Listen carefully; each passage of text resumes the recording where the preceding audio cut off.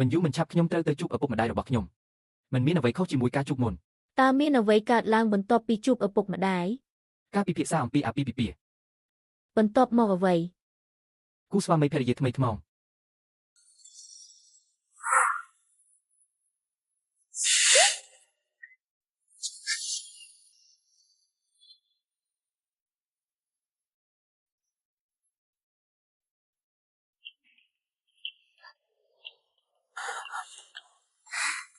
សេងធីងប៉ាតើអ្នកចង់ទៅជួបម្ដាយរបស់ខ្ញុំបែបនេះ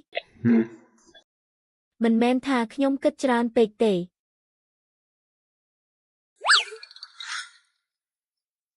តាមពិតទៅវាមិនចាំបាច់ខ្លាចពេកទេ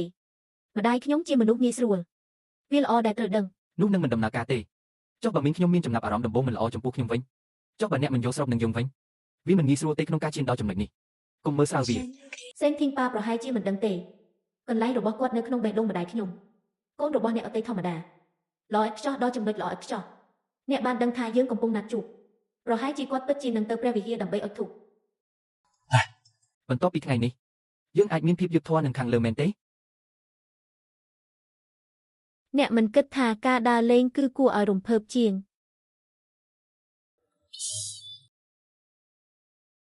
តើការបញ្ចេញមតិរបស់អ្នកគឺជាអ្វីតើខ្ញុំខុសទេបាទប្រពន្ធខ្ញុំតែងតែត្រឹមត្រូវ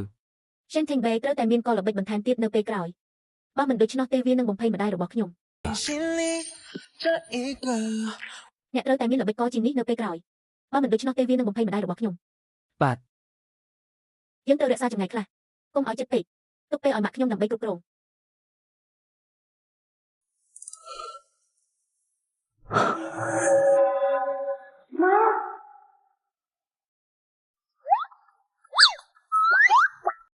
ជំរាបសួរអ្នកមីងឈ្មោះរបស់ខ្ញុំគឺ Shen Tengbei មិត្តប្រុសរបស់កូនស្រីអ្នក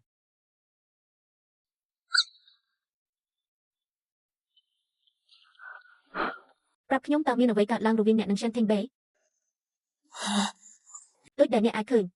យើងកំពុងមានស្នេហា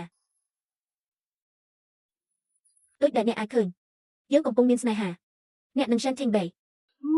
អូនតើវាអាចជាលេងយូរទេអីជារៀងរាល់ឆ្នាំខ្ញុំកំពុងប្រាប់អ្នកមិនអាចមើលអ្នកអតីតថាសង្ហាបានទេបើមានលុយសុំបង្ហោះសំបីតែភាពថ្លៃថ្នូរនិងតម្លៃខ្លួនរបស់មនុស្សស្រីក៏បាត់ទៅដែរតើគ្រួសារ Shen អាចទទួលយកគ្រួសារដូចពួកយើងបានដោយរបៀបណាជាកូនប្រសាស្រីចុះបើ Shen Tengbei បោះបង់អ្នកនៅថ្ងៃណាមួយអូខេឈ្មោះអ្នកមិនស្រឡាញ់ខ្លួនឯងបានសាយភីអ្នកត្រូវបានបំផ្លាញនេះជាបញ្ហាកេរ្តិ៍ឈ្មោះរបស់អ្នកមិនអាចមានការបាត់បង់ណាមួយឡើយម៉ាអ្នកគិតស្រួលពេកពីខ្ញុំ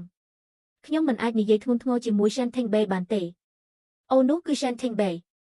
ប្រធានក្រុមហ៊ុន Shen Group តើអ្នកបានធ្វើអ្វីខ្លះសូមចូលទៅកាន់ Shen Group ដើម្បីធ្វើការសម្អាតទីបំផុតគាត់ត្រូវបាននាយកប្រតិបត្តិដេញចេញ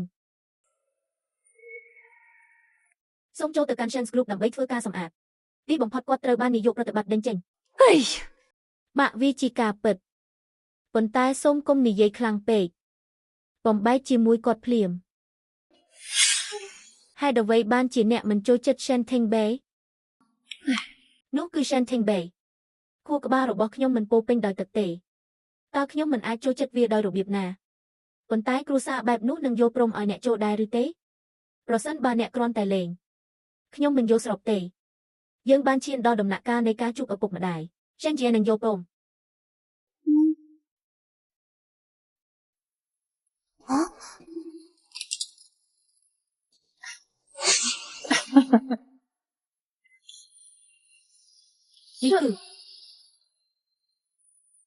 នេះគឺ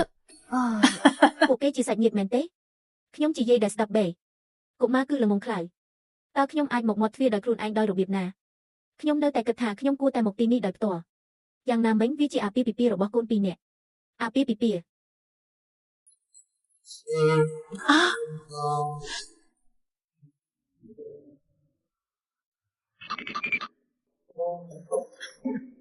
កូនទាំងពីរនេះ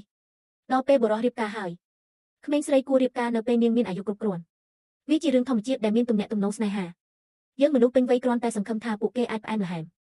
សូមរីករាយគ្រួសារ Shen របស់យើងពេញចិត្តខ្លាំងណាស់ ជំរាបសួរមីងខ្ញុំឈ្មោះសិនទីង3មកលេងលើកដំបូងខ្ញុំបាននៅថានាងនិយាយថាមីងចូលចិត្តគូគំនូសូមទទួលយកប្រាក់ចំណេញតិចតួចនេះ